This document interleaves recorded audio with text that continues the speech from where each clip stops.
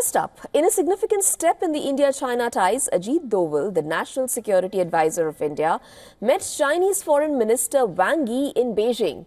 Now, the meeting between the leaders took place as part of the 23rd meeting of special representatives.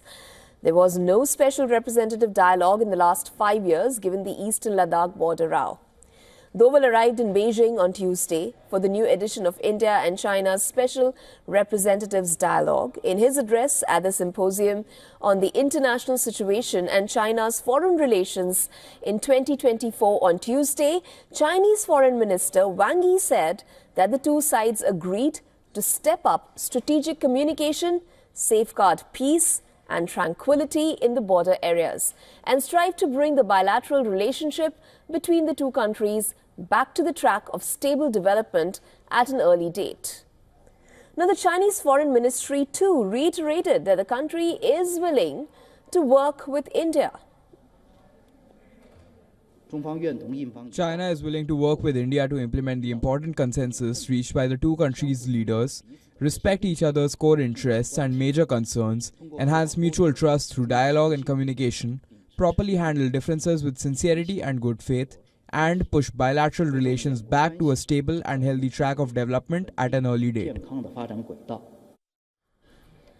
Both countries completed disengagement process from the last two friction points of Demchok and Depsang in Ladakh under an agreement finalized in October this year. The agreement was finalized just days before Prime Minister Modi and President Xi Jinping held talks on the sidelines of the BRICS summit in the Russian city of Kazan.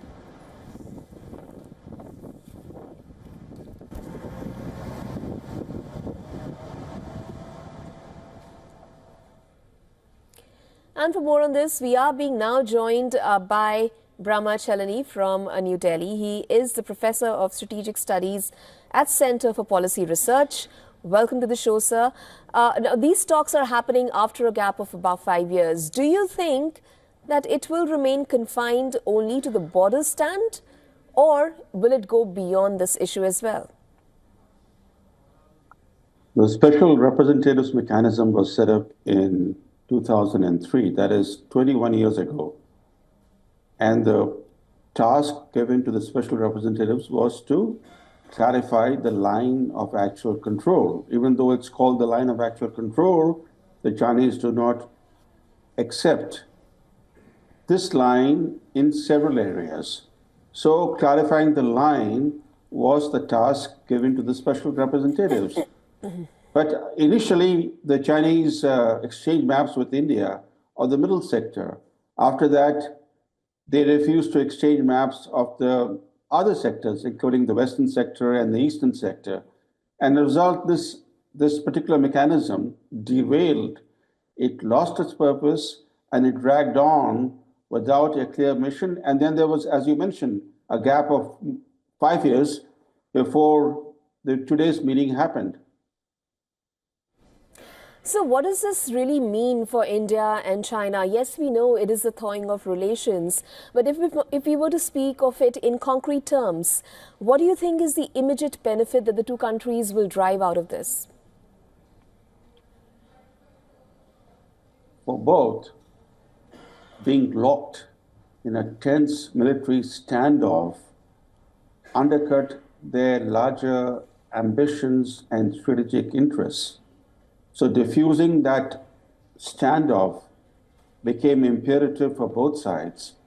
But we should not forget that what has happened thus far is only the first step in a long process.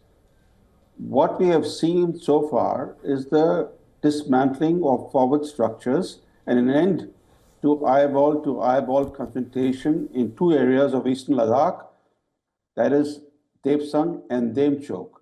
The larger military standoff between the two countries has not ended. And that standoff extends from Ladakh all the way to Arunachal Pradesh, because there are up to 120,000 Chinese troops that are deployed along the entire Indo-Tibetan frontier, and there are probably as many Indian troops that have been deployed in response to the Chinese deployments. Thank you, Mr. Brahmachalani, for joining us on the show today.